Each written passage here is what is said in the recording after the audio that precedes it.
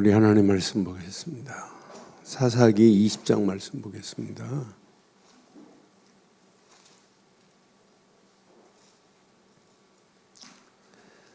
사사기 20장 우리 1절로 11절 말씀 교독하겠습니다.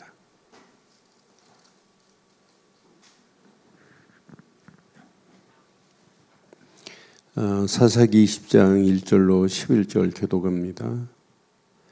이에 모든 이스라엘 자손이 단에서부터 브엘셀바까지와 기레아 땅에서 나와서 그 회중이 일제히 미스바에서 여호와 앞에 모였으니 온 백성의 어른 곧 이스라엘 모든 지파의 어른들은 하나님 백성의 총회에 섰고 칼을 빼는 보병은 40만 명이었으며 이스라엘 자손이 미스바에 올라간 것을 베냐민 자손이 들었더라.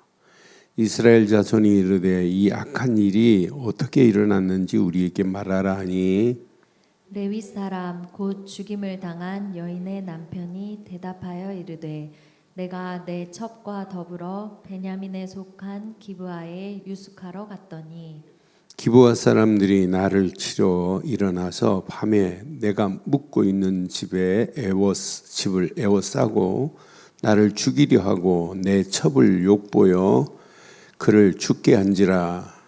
내가 내 첩의 시체를 거두어 쪼개서 이스라엘 기업의 온 땅에 보냈나니 이는 그들이 이스라엘 중에서 음행과 망령된 일을 행하였기 때문이라.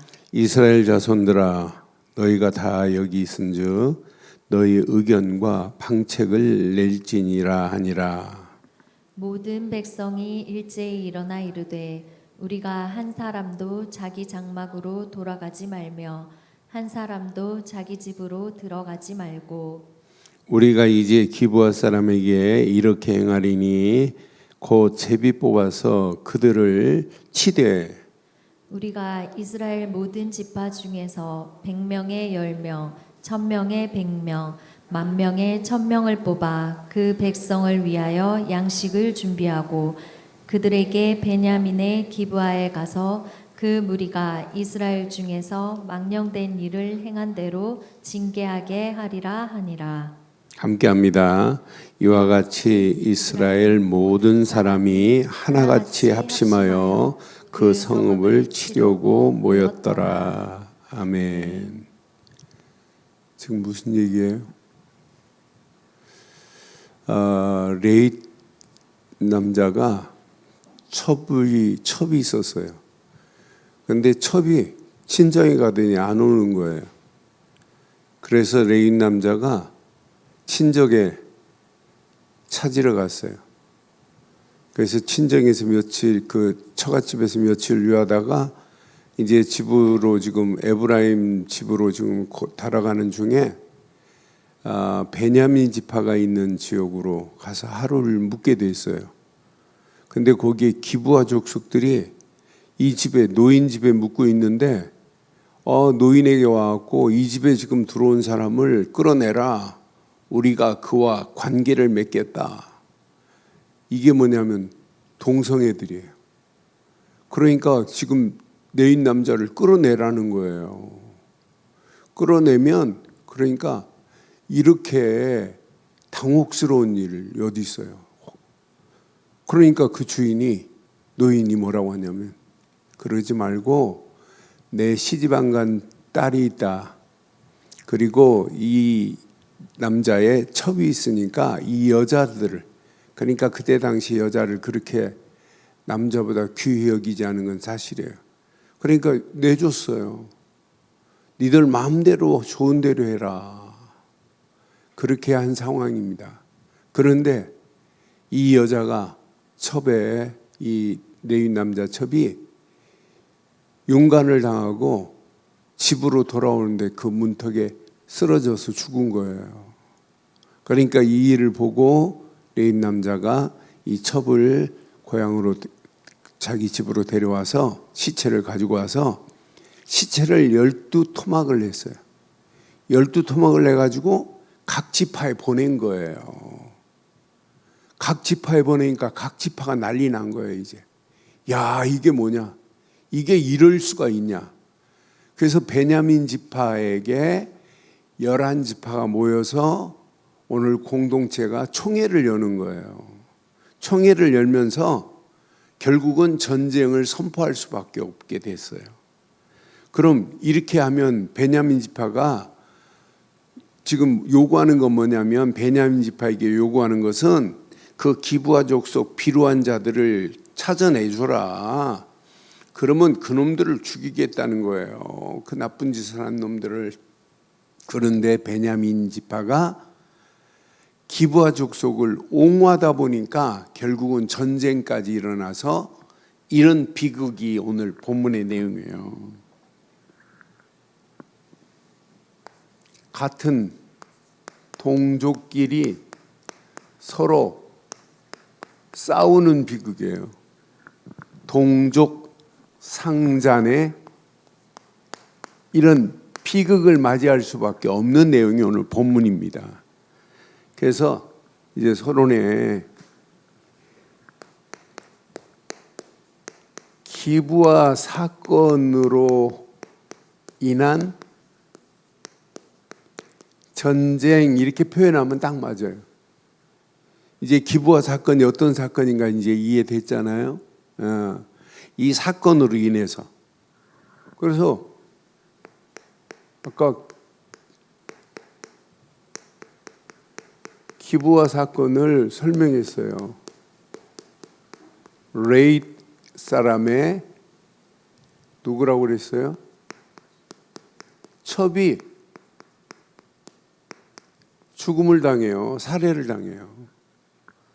이렇게 살해를 당하는데 누가 그랬냐?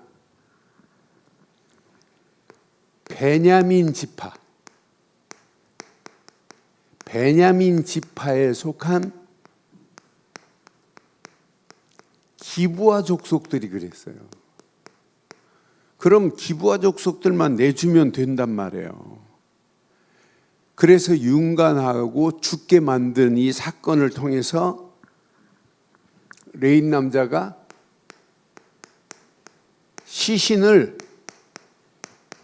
12토막을 내가지고 각 지파에 보낸 것이 오늘 이제 각 지파가 이제 분통이 터지는 거예요. 이럴 수가 있냐고. 그래서 각 지파가 모여서 이스라엘의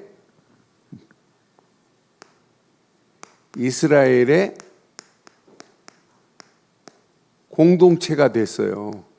이걸 성경에 보면 미스바에 모였기 때문에 미스바에서 총회로 모였습니다. 그러니까 여기에 이 총회에 11지파가 다 지금 참석한 상황이에요.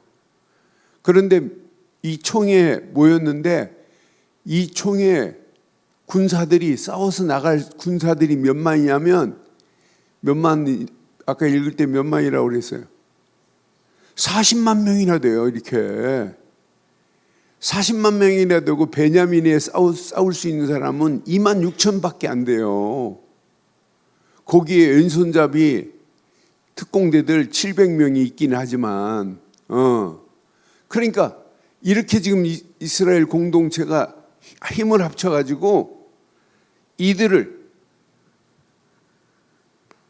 8절에 보니까 이들을 징계하기 전에는 집으로 돌아가지 않겠대요. 8절 봐봐요. 이들의 지금 결의에 찬 모습 봐요.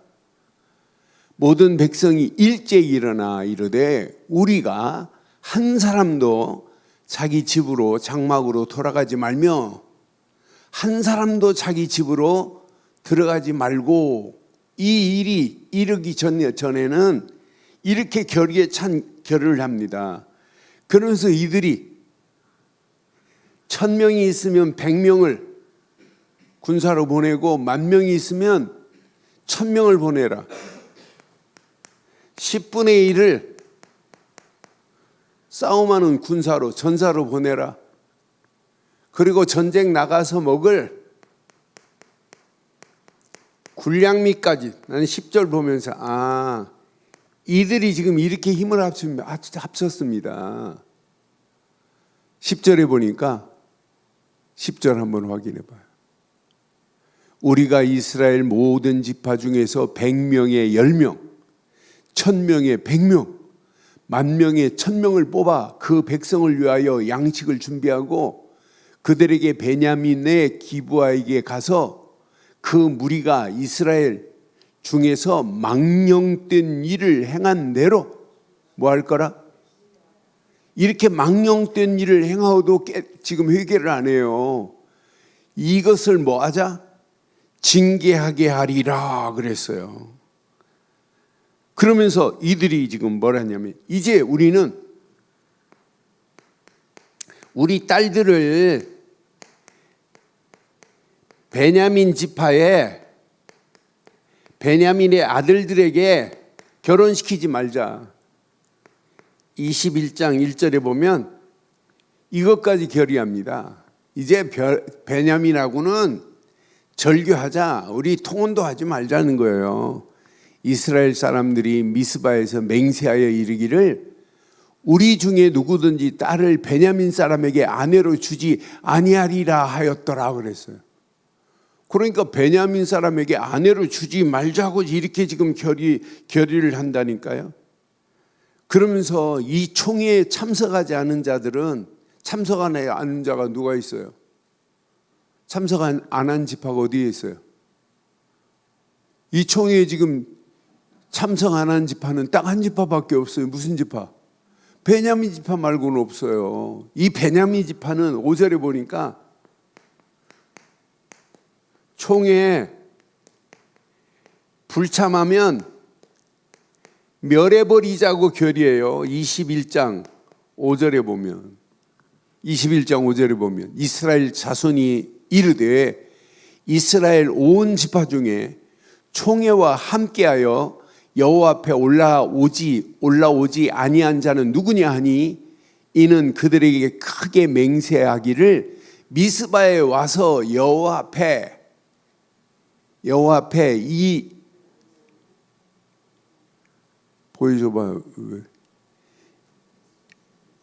반드시 뭐 할 거다? 죽일 거래요. 그러니까 총회에 참석 안 하면 안 된다니까. 총회에 이렇게 참석해서 불참하면 이렇게 결의를 했어요. 나는 이 결의를 보면서 그냥 간단하게 베냐민 지파가 기브아 족속들만 내줘버리면 넘겨줘버렸으면 끝나는 거잖아요. 그러면서 베냐민 지파가 군사들을 모았어요. 26,000명 군사들을 모아서 전쟁이 일어나는 장면이 오늘 본문이에요. 이게 이제 전쟁이에요. 그런데 40만 명과 26,000 하면 싸우면 어떻게 돼요? 40만 명하고 26,000하고 싸우면 누가 이겨요? 숫자적으로 보면 이스라엘이 이겨야 되는데 이스라엘의 패배를 맞이해요.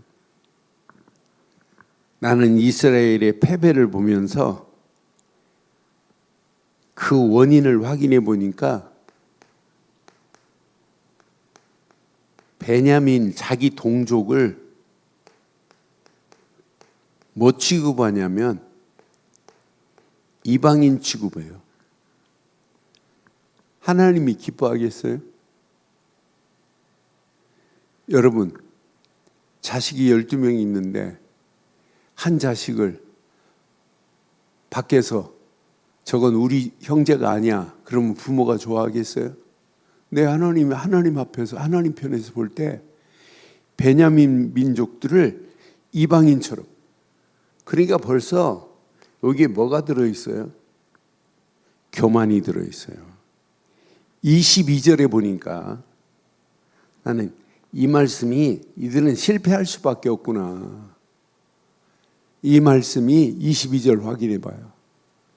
이스라엘 사람들이 이스라엘 이제 11지파 공동체가 스스로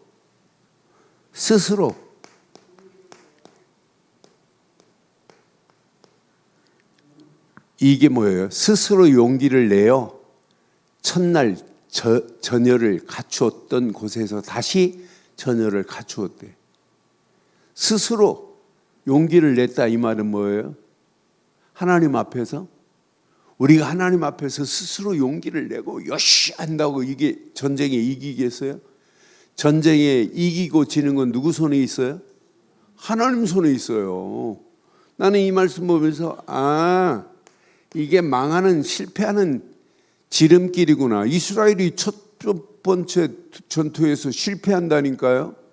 나는 그래서 40만 명 자랑하면 큰일 나는구나. 나는 이 말씀 확인하는 순간에 그러면서 26절 확인해 보면 자, 이에 온 이스라엘 자손 모든 백성이 올라가 베델에 이르러 울며 여호와 앞에 앉아서 그날에 저물도록 뭐 했어요? 금식하고 번제와 화목제를 여호와 앞에 드리고 반드시입니다. 여러분, 우리의 신앙생활도 마찬가지예요. 안 됐을 때 빨리 뭐가 있어야 돼요? 깨달음이 있어야 돼요. 이거 왜 안 됐지? 왜 그렇지? 이 일이 왜 막히지? 항상 여기 앞에서 질문을 해야 돼요. 오늘 이스라엘 백성들이 베냐민 지파, 하나님이 이방인이 아니라는데 동족으로 생각하는데 지들 스스로 저것들은 이방인과 같아. 저것들 죽여버려야 돼. 그리고 스스로 자만에 빠져가지고 40만이 모이니까 뭐 베냐민 지파, 한 지파 같은 건 아무것도 아니겠지. 이게 이제 문제입니다. 나는 그래서 이들이 깨달았구나. 우리 힘으로 안 되는구나. 그러면서 이들이 같은 형제인데 깨닫지 못한 그들을 깨닫게 만들어야 되는데 자기 힘으로 가려고 하다가 금식하고 깨닫기 시작해요. 하나님 앞에 번제를 드리기 시작해요. 하나님 앞에 화목제를 드리기 시작해요. 화목제를 드렸는데 그가 베냐민 지파가 깨닫지 못하면 그때는 징벌이 있지만 화목제를 드리면서 이들이 전쟁에서 실패한 원인을 발견하게 돼요. 그래서 마지막에는 전쟁에서 이스라엘이 대승을 거둡니다. 이스라엘이 대승을 거둬요. 나는 40만과 2만 6천 싸움이 안 되지만은 첫 전쟁에서는 결국은 이스라엘이 패배를 했지만 두 번째 이들이 깨닫고 이때는 이 전쟁은 뭐냐? 이 전쟁은 누가 징계하는 거예요? 하나님께서 베냐민을 징계해야지 하나님이 징계를 해야 돼요. 그렇잖아요?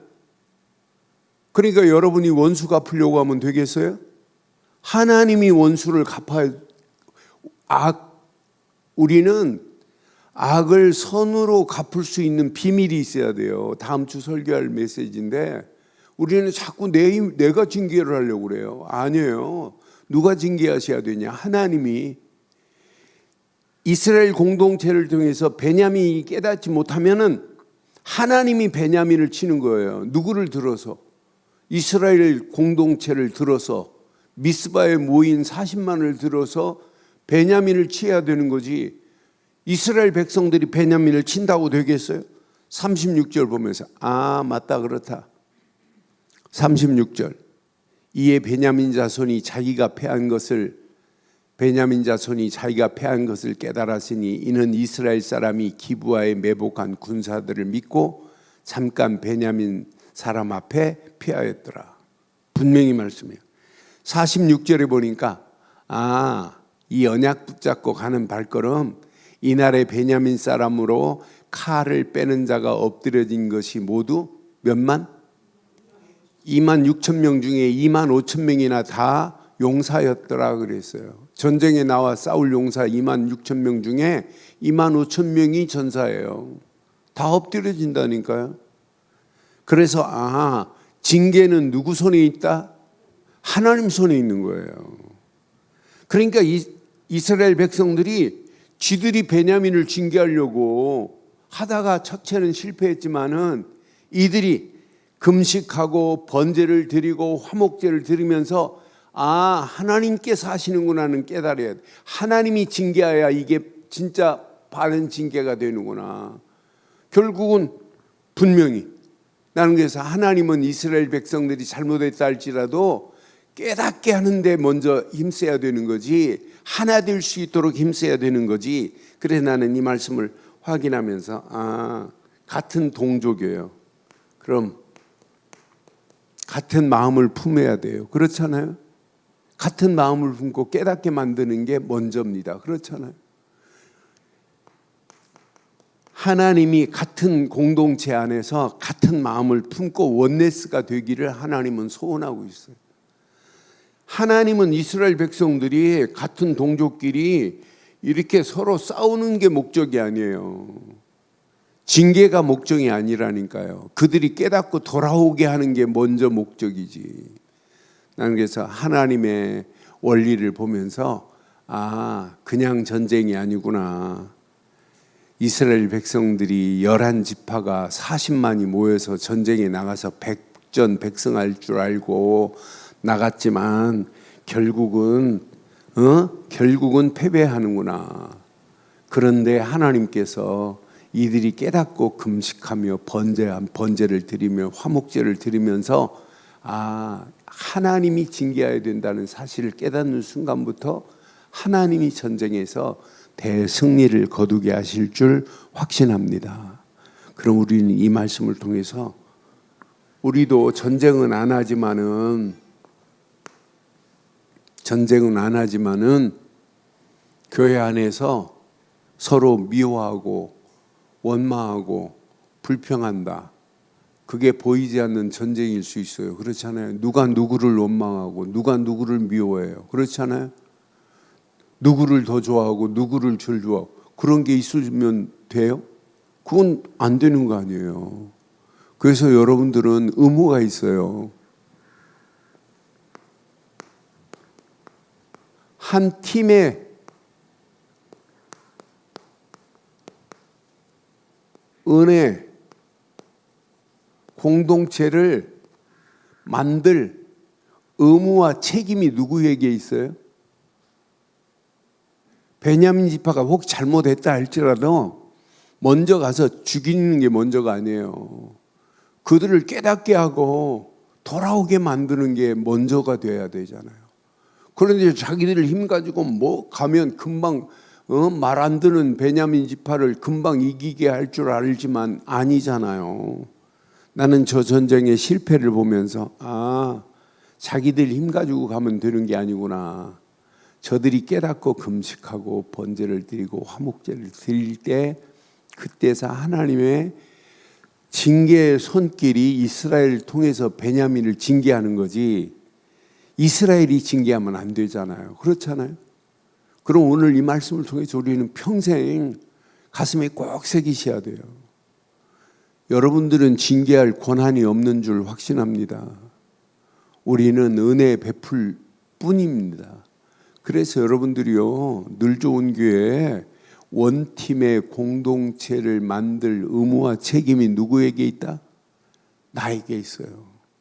하나로 만드는데, 원팀으로 만드는데 책임과 의무가 내게 있다니까요.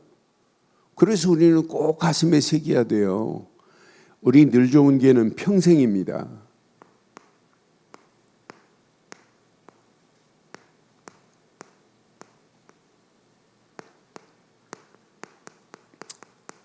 메시지 하나로 통화해야 돼요. 메시지 하나면 우리는 서로 통화해야 돼요. 너 나가 아니에요. 나는 그래서 원 메시지를 가지고 있다는 게 너무너무 감사하잖아요. 저는 그래서 이 땅에 우리가 이렇게 오직 복음 하나만으로 여러분 통한다는 건 이건 최고의 축복입니다. 우리는 이거 하나로만 통해야 돼요. 다른 것으로 통하면 안 돼요. 지금 이 시대가 뭐가 없어요? 그리스도가 그리스도라는 사실을 몰라요. 그리스도로 지금 답을 정확하게 낸 자들이 그렇게 많지 않아요. 그리스도인이라 칭하면서 그리스도인이라고 하면서 그리스도에 대해서 모른다니까요. 얼마나 무지해요. 중세교회가 무지한 것처럼 오늘날 똑같다니까요. 아니 교회 십자가가 있는데 그리스도 자리에 마리아가 있는 것이나 오늘 많은 사람들이 그리스도 자리에 엉뚱한 게 들어있다니까요. 그게 오늘날 병폐 중에 최고의 병폐입니다. 그래서 오직 복음 되신 그리스도 한 분으로 우리는 통하는 역사가 있기를 주의 이름으로 축원합니다. 그러면은요, 여러분들이요, 사실은 창세기 3장 15절 여자의 후손이 와야 사단의 머리를 상하게 한다. 요거 하나만 깨달아도 여러분 승리할 수 있어요. 지금 창세기 3장 15절만 몰라요. 이 시대가 여자 후손이 누군지를 모르는 이런 시대 속에 살고 있다니까요. 이런 시대 속에 있어요. 출애굽기 3장 18절 6월절 어린 양의 피 안에 모든 것이 다 들어있다. 이 하나만 지금 모르는 시대라니까요. 이분이 분명히 약속했다. 보라 처녀가 잉태하여 아들을 낳을 것인데 그의 이름을 임마누엘이라 하리라.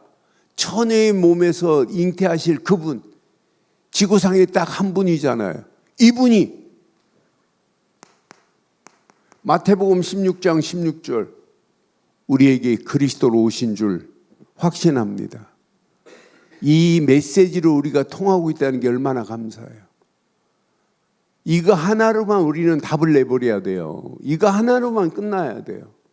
더 이상도 필요 없습니다. 그렇잖아요? 아니 그리스도 한 분이면 되잖아요. 지금 그리스도 없어서 그리스도가 누군지도 모르니까 지금 심각한 문제 속에 빠져 있는 거지, 진짜 그리스도로 답을 내고 있다면 문제될 거 하나 없습니다. 우리가 이렇게 바르고 정확한 메시지를 가지고 있다, 이것만큼 복의 복이 어디 있어요? 이것만큼 은혜가 어디 있어요? 최고의 은혜예요. 최고의 축복이지. 나는 그래서 이 땅에 내가 살면서 바르고 정확한 오직 복음 하나만으로 원 메시지를 이루고 있다는 것은 복 중에 복입니다. 우리 친구들 만나면 그런 얘기예요. 야, 우리는 성격도 성질도 다 각각 다른데 신기하게 이렇게 잘 통하는 건 딱 하나밖에 없어요. 진짜 다 안 맞아요. 어떤 사람은 키도 크고 어떤 사람은 키도 작고 어떤 사람은 경상도고 어떤 사람은 전라도고 어떤 사람은 충청도고 다 안 맞아요. 성질도 안 맞고 다 안 맞아요. 그런데 한 번도 뭐 이렇게 하자 하는데 반대한 적이 한 번도 없어요. 이렇게 모이자, 이렇게 우리가 모여서 이렇게 하자, 너 한 사람이 한 사람도 없어요. 아이 그건 안 돼, 이런 얘기 들어본 적이 없어요. 그런데 우리는 늘 하나로 통하는 게 있어요. 복음 하나로. 여러분 복음만이 우리 늘 좋은 게 원팀이 된 줄 확신합니다. 이거 하나로 다 끝나야 돼요. 그럼 우리는 모여서 베냐민을 죽이자 이런 얘기 할 필요 없어요. 그렇잖아요. 오늘 메시지 잘 기억해야 돼요. 오늘 이후로 누구를 편견하고 누구를 미워하는 일이 있다면 오늘 완전히 제거하기를 바랍니다. 그 미워하는 사람이 그 사람이 죄인입니다. 그 사람이 깨달아야 돼요. 그렇잖아요. 우리가 누가 누구를 미워할 자격이 있어요? 있어요? 특별한 사람이 있나 보죠? 아니 누가 누구를 미워해요? 누가 누구를 시기할 수 있어요? 아무도 없어요. 우리는. 나는 오늘 베냐민 집화 보면서 이스라엘이 40만 군사를 가지고 베냐민을 치러 갔다가 쫄딱 망하는구나. 오히려 도리어 당하는구나. 하나님이 징계해야지. 징계는 누구 손에 있냐? 하나님 손에 있어요. 그러니까 이번 주 좀 메시지 다음 주 메시지 할 거 준비하면서 맞다 그렇다. 내가 할 게 하나도 없구나. 하나님이 하셔야 되는구나. 우리는 악을 선으로 갚을 수 있는 영적 비밀을 가지고 있어야 되는 거 맞잖아요. 근데 별거 아닌 거예요. 우리는 자꾸 자꾸 원망하고 불평하고 낙심하고 불신앙하고 그러다 보니까 결국은 하나가 둘이 나눠주고 둘이 또 셋으로 나눠주고 자꾸 분열된다면 세계복음 어떻게 하겠어요? 안 됩니다. 그렇잖아요. 진짜 이 언약 제대로 딱 붙잡아요. 우리는 원 메시지로 하나 된 교회인 줄 확신합니다. 이런 공동체가 되어야 돼요. 두 번째,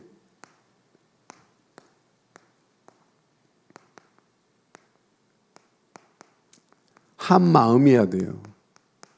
원 마인드. 한 마음으로. 그래서 우리는 평생 오직 말씀이 아니라 오직 성경이어야 됩니다. 성경의 말씀은 정확무한 말씀인 줄 우리는 확신해요. 그러니까 성경을 떠나서는 사실은 다 필요 없어요. 우리는 오직 성경의 말씀인데 그 말씀 속에 우리는 무슨 말씀을 가지고 가는 교회예요? 복음 중심의 말씀을 가지고 가야 돼요. 이 말씀이 내 마음에 하나가 되어버려야 돼요. 그래서 우리는 여러분 꼭 기억하세요. 그래서 저는 우리 교인들을 보면 진짜 감사해요. 강단의 흐름으로 원마인드가 돼야 돼요. 이걸로 우리는 통해야 돼요. 마음이. 강단의 메시지가 하나가 되었다. 앞으로 어떻게 되겠어요? 강단의 메시지 안에서 우리는 지금 본부의 메시지의 흐름이 강단과 접목이 돼 있잖아요. 나는 그래서 저하고 잘 아는 목사님 한 분이 요즘 어려움을 당하고 있어요. 근데 이 목사님이 설교할 게 너무 많으니까 교회도 크고 그래요. 그러니까 미국에 있는 어느 교회 목사 설교를 그대로 카피해 가지고 이렇게 설교한 것이 들통이 나 가지고 본인이 이제 부목사가 들고 일어났어요. 목사님 설교 못 듣겠다고. 카피한 설교라고. 그래서 그 교회가 막 요즘 심란해 갖고 막 하는 모습을, 안타까운 모습을 봐요. 그 충분히 이해합니다. 그런데 우리는 진짜 강단의 메시지 흐름이나 본부 메시지 흐름이나 같이 타고 있다는 게 얼마나 감사해요. 저는 하나님의 은혜로 30년 이상 복음운동 속에서 성경을 볼 수 있는 복음의 안경을 쓰고 있다는 게 너무 감사하고, 복음의 안경 안에서 성경을 언약의 흐름으로 내가 볼 수 있다는 게 진짜 감사해요. 그런데 이 말씀을 제대로 보면 뭐가 보이냐면 전도의 흐름이 보이고 선교의 흐름이 보이고 제자의 흐름이 보이고 이 언약을 후대들에게 전달해야 될 렘넌트의 흐름이 보인다는 게 너무 감사해요. 그래서 그 말씀을 읽기만 해도 은혜가 돼요. 얼마나 감사해요. 오늘도 이 말씀을 묵상하는 중에 맞다, 그렇다. 내 안에 이스라엘 공동체처럼 복음을 가지고 있다고 자만한 것들이 내 안에 발견되더라고. 우리 교회만 복음 믿고 우리만 아니구나. 그렇게 자만 떨 필요가 하나도 없구나. 복음 없는 교회들이 복음으로 돌아오기를 우리는 소원하고 함께 복음 속으로 들어가게 만드는 게 이게 하나님이 원하는 거구나. 저는 이 말씀을 준비하면서 많은 걸 깨달았어요. 저 모습이 이스라엘의 패배한 모습이 나의 모습이 아닌가 하는 생각을 해봤어요. 이들이 진짜 금식하고 번제를 드리고 화목제를 드리면서 이 베냐민 지파들이 돌아오기를 소원하는 마음 1도 없으면 되겠어요? 우리는 비난할 자격이 없어요. 그렇잖아요? 우리가 누구를 비난해요? 한국교회를 우리가 어떻게 비난해요? 안타까운 마음 때문에 우리는 그렇게 할 수도 있었어요. 그래서 저는 많은 걸 깨닫게 됐어요.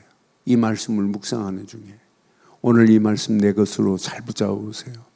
우리는 이런 흐름 속에 있다는 게 너무너무 감사하잖아요. 그런데 우리에게는 좋은 흐름이 있어요.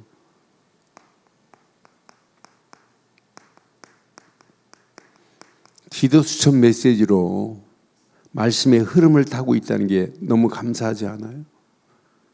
그런데 진짜 중요한 건 말씀의 망대를 내가 세우고 있다는 건 너무 감사해요. 이것으로 하나가 되어버려야 돼요. 여러분들이 말씀의 망대를 세운 걸 가지고 포럼만 해도 은혜 됩니다. 오늘 아침까지 240망대를 여러분 세웠다면 여러분 그 말씀의 망대를 가지고 나누기만 해도 은혜 돼요. 그렇잖아요. 나는 오늘 이런 말씀 붙잡고 말씀의 망대를 세웠다. 그렇게 포럼들 하고 있죠. 아멘 못하는 게 수상한데 진짜 여러분 말씀의 망대를 세운 것 가지고 같이 마음을 통하는 거예요. 이게 원마인드 아니겠어요? 이런 마음이 이것으로 끝나면 안 돼요. 반드시 원 이미지 이걸 가지고 이렇게 청사진을 그려야 돼요. 청사진을 그려서 야 지금 복음 없는 이 현장을 어떻게 하면 복음 전할까? 말씀 없는 저 현장을 어떻게 하면 말씀을 전할까? 이런 청사진이 있어야 되는 거 아니에요? 하나님의 형상이 무너진 저 현장을 어떻게 하면 하나님의 형상을 회복할까? 이게 정상 아니에요? 그래서 여러분들이요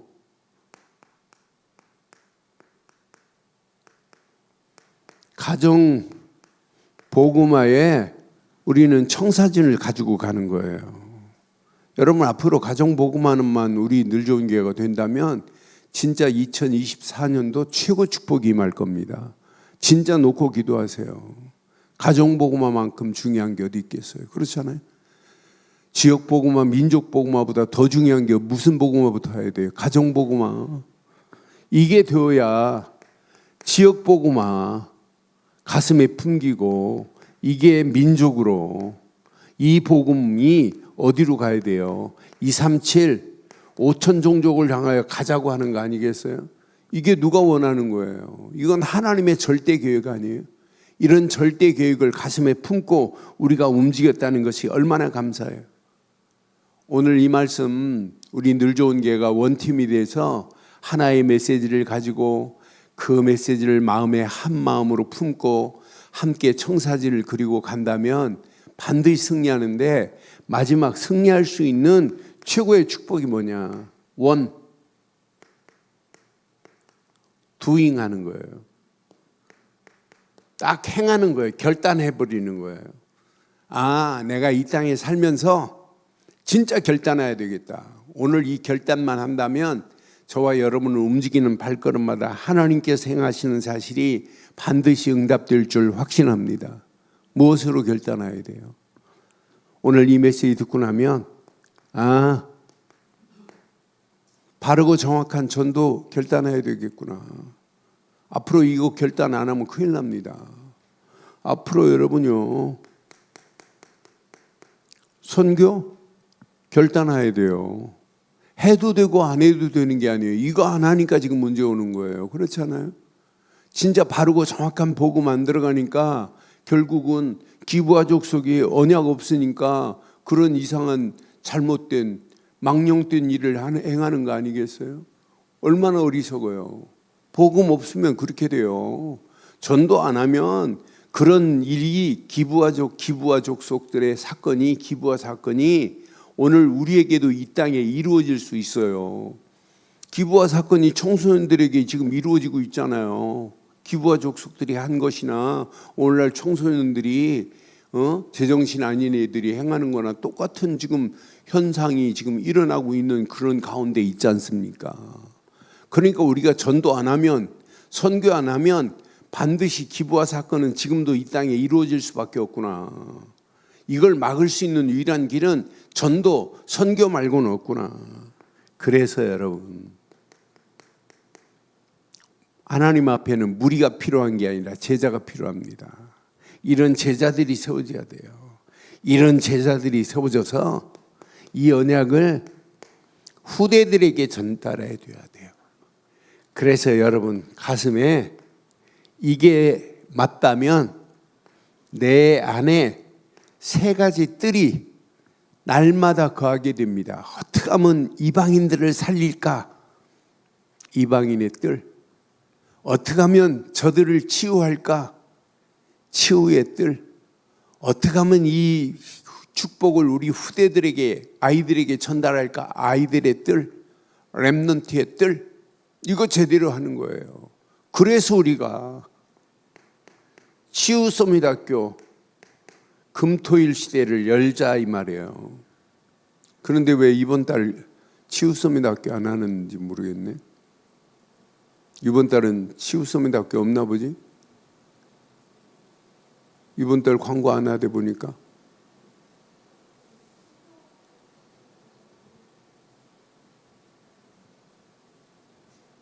어떤 문제가 와도 치유소미학교 해야지. 한 달에 한 번씩 금토일 시대 한 번 하는데 금요일 아이들에게 정확한 메시지에서 줘서 아이들이 치유될 수 있도록 이거 도와주는 거예요.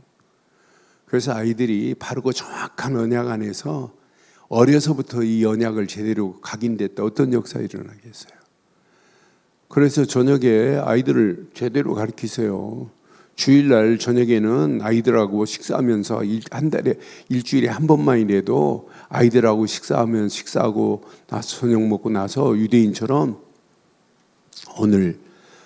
나는 오늘 주일날 예배를 통해서 이런 메시지를 받았는데 이 메시지를 받고 이렇게 결단했는데 너는 오늘 무슨 말씀 붙잡았지?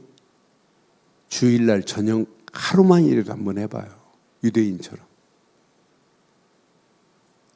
그럼 나는 아이들이 와가지고 주일날 예배 시간에 책만 보고 앉아있는 거 보면 참 이거 큰일 났다. 저렇게 해가지고는 아이들이 주일날 와가지고 예배 시간에 앉아있기는 하는데 책만 읽고 있어요. 그 책 읽는 거 아니라 어디에 집중시켜야 돼요? 예배에 집중시켜야 돼요. 그럼 평생 어려서부터 예배에 집중 못한 애는요 성공 못해요. 그렇잖아요. 그래서 내가 이번 주 그랬잖아요. 예배 안 드릴 것 같으면 유치부실 가고 책 보라고. 유치부실로 다 보내요. 예배 제대로 드릴 수 있는 사람만 참석시켜요.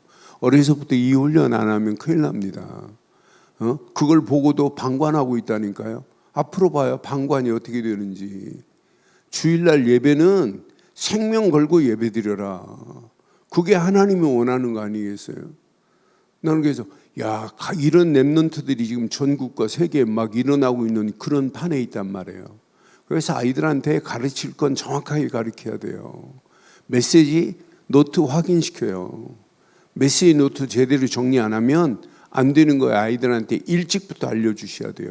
그래서 여러분 금토일 시대에 해야 되는 거 아니에요? 메시지는 지금 어마어마하게 지금 떨어져 나오고 있는데 아이들 속에 세 가지 뜰도 없지. 진짜 금토일 시대에 가장 중요한 거 다 놓치고 있지. 주일날 와서 주일학교 예배 한 번으로 모든 걸 끝내버리면 되겠어요? 주일날 와서 예배로 끝나면 안 돼요. 이번 주부터 주일날 와서 예배당 앉아가지고 이상한 책 예배 중심으로 안 드리는 것은 여러분 안 막으면 걔가 중학교 들어가고 고등학교 가고 앞으로 신앙생활하면 언제 바뀔 것 같아요? 안 바뀝니다. 예배 시간에 나와갖고 휴대폰 가지고 놀든지 아니면 엉뚱한 생각하고 있어요. 예배에 집중할 수 있도록 가르쳐야 돼요. 그래서 혹독하게 가르쳐야 돼요. 유대인들처럼. 그래서 이번 주부터 꼭 가슴에 새기세요. 주일날 저녁 시간은 아이들하고 식사 마치고 식사 중에라도 은혜 받은 걸 포럼하고 아이들한테 점점점 그게 각인되고 우리 엄마 아빠는 주일날 예배드리고 저런 은혜가 있구나. 그럼 아이들도 이거 주일날 예배드린 것 또 다음 주에 물을 거니까 오늘 주일날 말씀에 더 집중하고 말씀 받은 거 가지고 이렇게 포럼해야 되겠구나. 그러면서 포럼한 거 가지고 칭찬도 해주고 그래서 애들이 주일날 저녁은 아예 포럼 시간이 될 수 있도록 집에서부터 한번 해보세요. 하나님이 어떤 축복으로 인도하는지. 그게 매일 저녁 된다면 그것만큼 축복이 어디 있겠어요. 그런데 일주일에 한 번만이라도 진짜 한번 해보자 이 말이에요. 오늘 이 말씀 가슴에 잘 새기시고 결론을 이렇게 내릴게요. 앞으로 이 시대가 그래요.